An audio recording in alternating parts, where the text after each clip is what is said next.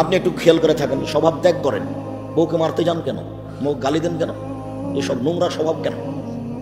রাসূল সাল্লাল্লাহু আলাইহি সাল্লাম বলছেন স্বামীর জন্য 5টা জিনিস জরুরি। স্বামী মানে এই 5টা জিনিস করাই লাগবে, তার নাম স্বামী। এক, আতেমামা তায়েমতা, তুমি যে মানের খাও বউকে সে মানের খাওয়াবা। 2, ফাকসোমাক্তা সাইতা, তুমি যে মানের কাপড় পরো বউকে সে মানের কাপড় পরাবা। 3, অলা তুকাব্বে, বউকে কটু কথা বলতে পাবা না। চাঁপাইনবাবগঞ্জের রাজশাহীর সব নোংরা দিয়াড়ের ভাষা, আমি ওই ভাষা তো আর এটা দিনই বৈঠক আমি তো এটা মুখে আনতে পারি না। আপনার মুখে যেটা সবসময় আসে তোবা করেন, দিনের বউকে এভাবে গালি দাও কেন? বেয়াদবি করার জায়গা পাও না? ও তো একটা ভালো ঘরের মেয়ে, তুমি তাকে এই অশ্লীল ভাষায় গালি দাও কি করে?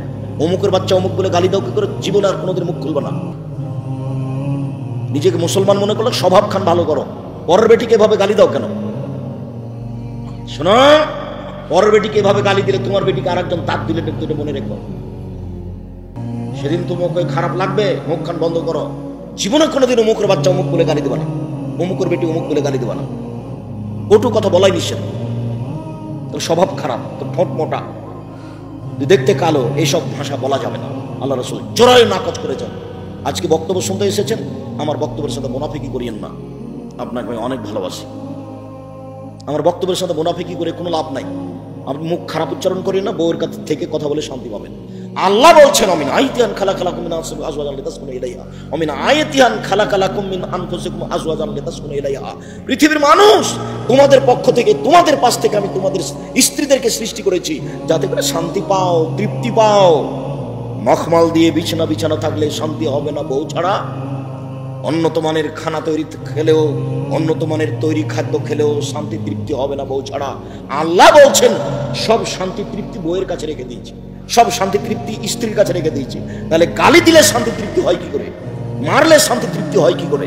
এই তো সংসার চলছে জোর করে, চলে না তবুও চালাচ্ছেন। মুখ খুলবেন না কোনোদিন স্ত্রীর বিরুদ্ধে, কটু কথা বলা নিষেধ। বক্তব্যের সাথে মুনাফিকি করবেন না, যা হয়েছে হয়েছে, বাকি জীবন কোনোদিন বউকে গালি দিবেন না, মারতে যাবেন না। 3, 4, ওলা তাজের লজ, মুখের উপরে মারবেন না। 5, ওলা তাত্র খাইল্লা ফিল বাইতে, নিজের বাড়ি ছাড়া বউকে কোথাও থাকতে দিবেন না, তার নাম পুরুষ। বাড়িতে থাকবে সবসময় 44 ধারা জারি থাকবে, কারফিউ জারি থাকবে। বাড়িতে সবসময় কারফিউ জারি থাকবে। আপনার স্ত্রী, আপনার ছেলে মেয়ে বাইরে যেতে পাবে না, জরুরি প্রয়োজন ছাড়া আপনার স্ত্রী বাড়ি ত্যাগ করতে পারে না। খালার বাড়ি, ফুপুর বাড়ি, মায়ের বাড়ি যেতে পাবে না, কোন বাড়ি যেতে পাবে না জরুরি প্রয়োজন ছাড়া। জরুরি প্রয়োজন ছাড়া বাড়ির বাইরে যেতে পাবে না, এটা রাসূলের জোরালো আদেশ, তার নাম পুরুষ। জরুরি কারণে মায়ের কাছে জেলে যেতে পারে, ডাক্তারখানা জেলে যেতে পারে, বিবাহের বাড়িতে যেতে পাবে না। বিবাহের বাড়িতে গেলে স্বামীর সংখ্যা বেশি হয়ে যাবে, কাজে বিবাহের বাড়িতে যাও না। এই ছেলে বসো, খুব সাবধান। 5টা কাজ আপনি করেন, নিজেকে পুরুষ মনে করবেন। এটা কিন্তু আমি বলিনি, মুহাম্মদ সাল্লাল্লাহু আলাইহি ওয়াসাল্লাম এভাবেই বলছেন। 5টা কাজ করবেন। 1, যে মানের খাচ্ছেন সে মানের খাওয়াবেন। 2, যে মানের পড়ছেন সে মানের পড়াবেন। 3, কটু কথা বলবেন না। 4, মুখের উপরে মারবেন না। 5, নিজের বাড়ি ছাড়া কোথাও থাকতে দিবেন না, কোথাও যেতে দিবেন না। চাঁপাইনবাবগঞ্জ রাজশাহী জেলার লাহোর যায় 6 মাসের জন্য গেছে, 3 মাসের জন্য। বাপের বাড়িতে গেলে 1 মাস থাকবে, একটাও ঠিক নয়। যেমন ভাবে আমি বলেছি চাঁপাইনবাবগঞ্জ জেলার রাজশাহীর এতদা অঞ্চলের দিয়াড়ের বিবাহের শুরু থেকে শেষ পর্যন্ত একটা কাজও যায় না, সবই হারাম। সেটা ক্ষীর কাজ হোক, আর বরমদা হোক, আর আমাটা হোক, আর মাইজা খরচ হোক, আর যেটাই হোক, বিবাহের এমন কোনো কাজ নাই যেটা যায়, সবই হারাম। এই যাবত এখন পর্যন্ত চাঁপাইনবাবগঞ্জ রাজশাহীর এইসব দিয়াড়ের এমন কোনো হুজুর আমার সামনে দাঁড়ায়নি যে বলতে পারে যে এটা ঠিক। আমি তো না করে দিয়েছি সবকে। আপনি প্রমাণ করান দেখি কিভাবে করবেন। বিবাহের বাড়ি পাঠাবেন না স্ত্রীকে, বাড়িতে থাকবে কারফিউ জারি। কার্য বলছে ফখরুদ্দিন 7টার সময়তে ভ্যান চলো বলছে, 7টা বেজে গেছে, তাড়াতাড়ি বাড়ি চলে যাবো, তাড়াতাড়ি বাড়ি চলে যাবো। কেন গো? ফখরুদ্দিনের যুগ কি যে হয়। ফখরুদ্দিন একটা বাদশা আছে, এক সরকার ছিল দেশে। কি সরকার ওটা? হচ্ছে সাময়িক কেয়ারটেকার সরকার। রাজশাহী মেডিকেলে ভিতরে কোনো কলার ছাল নেই, মানুষই নাই, তো কলার ছাল আসবে কি দিয়ে? মানুষই নাই। আইয়ুবের শাসন মানে কারফিউ জারি আছে, ব্রিটিশ আইয়ুবের দেশ মানে কারফিউ জারি আছে, 44 ধারা। বাড়ি থেকে বের হলে ধরে নিবে। আপনার বাড়িতে 44 ধারা জারি থাকবে, তার নাম আপনি পুরুষ। কই আমাদের তো কেমন সমস্যা বুঝি না, আমাদের বাড়ি থেকে বের হলে হাত মোজা পা মোজা দিয়েই বের হয়। কেন আপনার যে কেমন কেমন যে ওইভাবে ঢং ঢং করে বাড়ি বেড়ায় এখনো বসে আছে, এমনি বসে আছে। আপনি কাপুরুষ, পরিবারটা নষ্ট করেছেন আপনি, সংসারটা ধ্বংস করেছেন আপনি। সিদ্ধান্ত পরিবর্তন করে আমার দিনী ভাই। আবু হুরায়রা রাদিয়াল্লাহু তাআলা আনহু বলেন, রাসূল সাল্লাল্লাহু আলাইহি ওয়াসাল্লাম বলেছেন, আউয়াল মা ইউহাসাবু বিল আবদি ইয়াউমুল কিয়ামাহ সালাহ। বিচারের মাঠে মানুষের প্রথম বিচার হবে নামাজ, সালাত। আইন সালাহাত সালাহু সাইরু আমালিহি। মানুষের যদি সালাত টিকে যায়, সব ইবাদত টিকে যাবে। আইন ফাসাদাত ফাসাদালাহু সাইরু আমালিহি। যদি সালাত বাতিল হয়, নামাজ না থাকে, সব ইবাদত বাতিল বলে গণ্য হবে। তার মানে নামাজ এমন একটা ইবাদত যার উপরে নির্ভর করে অন্য অন্য ইবাদত। সালাত এমন একটি ইবাদত যার উপরে নির্ভর করে অন্য অন্য ইবাদত। সালাত আছে তো দান খায়রাত আছে, সালাত আছে তো হজ আছে, সালাত নেই তো কিছু।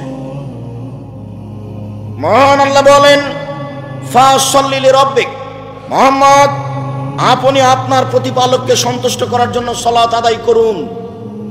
মহান আল্লাহ বলেন, হাফিজু আলাস সালাওয়াত ওয়াস সালাতিল উস্তা, তোমরা 5 ওয়াক্ত সালাত ঠিক ঠিক আদায় করো, বিশেষভাবে আসরের সালাত। সংক্ষিপ্ত বিবরণে আল্লাহ বললেন, সালাত আদায় করতেই হবে যে কোনো মূল্যে। ওযু করে সালাত আদায় করতে হয়, পানি নেই, তায়াম্মুম করে সালাত আদায় করতে হবে, মাটি নেই, বিনা ওযুতে বিনা তায়াম্মুমে সালাত আদায় করতে হবে, করতেই হবে। কেবলার দিকে, কাবার দিকে, পশ্চিম দিকে মুখ করে নামাজ পড়তে হয়। কেবলা বোঝা যায় না, বিনা কেবলাতেই পড়তে হবে। দাঁড়িয়ে নামাজ পড়তে হয়, দাঁড়িয়ে থাকা যায় না। বসে থেকে পড়তে হবে, বসে থাকা যায় না। শুয়ে থেকে সালাত আদায় করতে হবে। পরিষ্কার কাপড় পরে সালাত আদায় করতে হয়, পরিষ্কার কাপড় নেই, যেই কাপড়ে পেশাব পায়খানা লেগে আছে সেই কাপড় পরেই সালাত আদায় করতে হবে যে কোনো মূল্যে। পরিষ্কার অপরিষ্কার কোনো কাপড়ই নেই, আপনি উলঙ্গ অবস্থায় আছেন, এই উলঙ্গ অবস্থাতেই সালাত আদায় করতে হবে। এই ছেলে, কিছুক্ষণ অপেক্ষা করবেন। আমিও আলোচনার, যদিও লম্বা আলোচনা, তবু আমি শেষের দিকে আসছি। আপনি আপনার ব্যস্ততা আমাকে দেখাবেন না দয়া করে। 4-5 বছর থেকে ঝুলছেন শুধু খালি আমাকে এখানে নিয়ে আসার জন্য। 4-5 বছর থেকে ঝোলার পরে এসেছি, তবু আবার কখন আসবো, আসার যা গতি, যদিচ আমি দিয়াড়ের মানুষ, তবু এসব গতি এখন আর আমি গ্রহণ করতে পারি না। আপনার সাথে আমার দূরত্বের কিছু নেই, আপনাকে আমি ভালোবাসি, কিন্তু এই পরিবেশে আমার কাছে আসার মতো পরিবেশ নেই। যার কারণে আমি আপনারটা ভালোবাসা থাকলেও, কমি মাদ্রাসাকে আমি ভালোবাসলেও আসতে পারি না। যেমন ওই রাত্রে মোটর সাইকেলের পিছনে চড়ে আসা, এটা আমার কাছে আমার গতির মধ্যে পছন্দ নয়। এক সময় তো এটা হেঁটে আসা আমার কাছে ছিল সহজ। যার কারণে অল্প সময় বসে থাকাটাকে আপনি মনে করবেন যে জীবনের একটা বিশাল পাওয়া। পেশাব পায়খানা লাগলে একটু দেরি করেন। আর আমি তো আর ইসব জুলেখার কাহিনী বলতে আসিনি যে আপনি বাদাম কিনবেন আর খাবেন আর ইসব জুলেখার কাহিনী শুনবেন। যা বক্তব্য বলেছি এটা আপনার জন্যই বলেছি, মরা পর্যন্ত মনে রাখবেন। যে কোনো মূল্যে নামাজ পড়তে হবে, কোনো পথ নেই, কাপড়ই নেই, উলঙ্গ হয়ে আছে তবু পড়তে হবে। 2, যারা সালাত আদায় করে না তারা কেমন? রাসূল সাল্লাল্লাহু আলাইহি সাল্লাম বললেন, মান তারাকা সালাত মুতাআম্মিদান ফাকাদ কাফারা। কে যদি ইচ্ছাকৃত নামাজ না পড়ে তাহলে সে কাফের। রাসূল সাল্লাল্লাহু আলাইহি সাল্লাম বলেন, বাইনাল আবদি ওয়া বাইনাল কুফরি তারকুস সালাত। মুসলমান এবং কাফের মধ্যে পার্থক্য হচ্ছে নামাজ ছেড়ে দেওয়া, নামাজ পড়ে না, ও কাফের। আসহাবু মুহাম্মাদিন সাল্লাল্লাহু আলাইহি সাল্লাম লা ইয়ারাউনা তারকু কুফরুন গায়রা সালাত। মুহাম্মদ সাল্লাল্লাহু আলাইহি সাল্লামের সঙ্গী সাথীরা এই 5 ওয়াক্ত নামাজ না পড়লে কাফের মনে করতেন, অন্য কিছু ছেড়ে দিলে কাফের মনে করতেন না। রোজা ছেড়ে দিয়েছে তো মনে করতেন না যে এটা কাফের হয়ে গেছে। যাকাত দেয়নি তো মনে করতেন যে এ পাপ করেছে, তবে কাফের হয়ে গেছে এটা বলতেন না। রাসূলের সাহাবীগণ মনে করতেন কে যদি নামাজ ছেড়ে দিয়েছে তো কাফের হয়ে গেছে। তাহলে সালাত ছেড়ে দিলে কাফের হয়ে যায়, এই কথা মুহাম্মদ সাল্লাল্লাহু আলাইহি সাল্লাম বলেন। এবার সালাত আদায় করে কিন্তু রাসূলের পদ্ধতিতে করে না। এই বাক্যটার সাথে আরেকটা বাক্য বলে নি, সালাত আদায় না করলে মানুষ কাফের হয়ে যায়। বুখারী মুসলিমের এক হাদিসে এসেছে রাসূল সাল্লাল্লাহু আলাইহি সাল্লাম বলছেন, আমি মানুষের সাথে যুদ্ধ চালিয়ে যাব যতক্ষণ পর্যন্ত লা ইলাহা ইল্লাল্লাহ না বলছে এবং সালাত আদায় না করছে। সালাত আদায় না করলে আমি তাকে পিটিয়ে সালাত আদায় করাবো। বুখারী মুসলিমের হাদিস এইভাবে বুঝায়। তো এই হাদিসের ভিত্তিতে ইমাম আহমদ বিন হাম্বল বলেছেন, কেউ যদি নামাজ না পড়ে তাহলে তাকে কুরবানি করতে হবে, জবাই করতে হবে, হত্যা করতে হবে। ইমাম আবু হানিফা রাহিমাহুল্লাহ বলছেন, কেউ যদি নামাজ না পড়ে তাহলে তাকে জেলখানায় বন্দি করে পিটিয়ে পড়াতে হবে। আরবি বিদ্বানেরা এখন বলছেন যে স্বামী যদি নামাজ পড়ে স্ত্রী যদি না পড়ে তো বিবাহটা নেই, বিবাহ কেটে গেছে। ওদের সংসার এখন এমনিতে আছে যে না, একজন তো নামাজ পড়ে একজন তো পড়ে না, বিবাহটা নেই, বাতিল হয়ে গেছে। চেয়ারম্যানও লাগে না, মেম্বারও লাগে না, খাতা কলমও লাগে না, বিবাহ এমনিতেই নেই। শুধু তাই বলছেন না, আরো বলছেন যে কোনো বেনামাজি মারা গেলে ওর কবর মুসলমানের কবরস্থানে হবে না, ওকে ফেলে দিতে হবে শ্মশান ঘাটে। হিন্দু মারা গেলে যেখানে ফেলে দেয় সেখানে দিতে হবে। এই কথাই কলমে লিখেছেন আরবি বিদ্বানেরা। তাহলে আপনি এখন বুঝেন আপনার নামাজের অবস্থা। এই ছেলাই, তুমি এসেছো এখানে নামাজ পড়ো, বলো আজ থেকে সালাত আদায় করবো ইনশাআল্লাহ। কথা ভালো করে শুনতে পাওনি মনে হয়। বাইরে গিয়ে চা খাচ্ছ নাকি? বাইরে ওখানে চায়ের ওখানে আড্ডা পিটছ? ওই সাহস কি করে আসলো? আজকের পর থেকে নামাজ ছাড়বেন না। মানুষের জীবনে যেটা সবচেয়ে জরুরি কাজ, মানুষের জীবনে এর চেয়ে কোনো জরুরি কাজ পৃথিবীতে নেই, সেটা হলো নামাজ। মানুষের জীবনে দ্বিতীয় জরুরি কাজ হলো হালাল রুজি। ভুলেও কোনোদিন, এখন তার জমি জায়গার ক্লিয়ার হয়ে গেছে, ধান গাঁটছেন কাটছেন। এক সময় তো ধান মাপার সময়, কাটার সময় তো জমি মাপতে হতো, ধান বোনার সময় তো জমি মাপতে হতো। তা আমার মাঝে মধ্যে খুব ধোকা হয় যে আপনি যখন কাটার সময়তে ফাঁড়ি দিচ্ছিলেন তো মাঝামাঝিতে একটা ধানের থোপ পড়েছিল, তো ওটা আপনি কোন দিকে করেছিলেন? ফাঁড়িতে আপনি দিচ্ছিলেন, ধান কাটবো তো ফাঁড়িতে দুদিকে একটু চাপা নাও, তো মাঝামাঝিতে একটা থোপ পড়েছে, ওটা কি করেছেন? ওটা নিজের দিকে করেছেন। এখন কি হবে? ওটা তো মানুষের হক নষ্ট, খুব জটিল জিনিস। শহীদ হয়ে গেলে সব পাপ ক্ষমা হয়ে যায়, কিন্তু ঋণ মানুষের সাথে যেটা জড়িত পাপ সেটা ক্ষমা হয় না। খুব কঠিন জিনিস। যার জন্য এখন যতদিন এরকম ঘটেছে, জমি জায়গা যদি কারো দখল করে থাকেন ছেড়ে দেন, দরকার নাই। ছেলে মেয়ে নিয়ে এইসব সম্পদ উপার্জন করে কালকে কেউ সাথ দেবে না, মরলে একেবারে বিশাল ব্যাপার, কেউ সাথ দেবে না। আপনি আপনার বাপের যতটুকু উপকার করছেন আপনার ছেলে ততটুকু উপকার করবে না, কেননা দিন যত যাবে পরিবেশ তত খারাপ হবে। সালাত আদায় করলো কিন্তু রাসূলের পদ্ধতিতে করলো না, তাহলে কি হবে? তাহলে ও জাহান্নামে যাবে। একাধিক সহিহ হাদিস।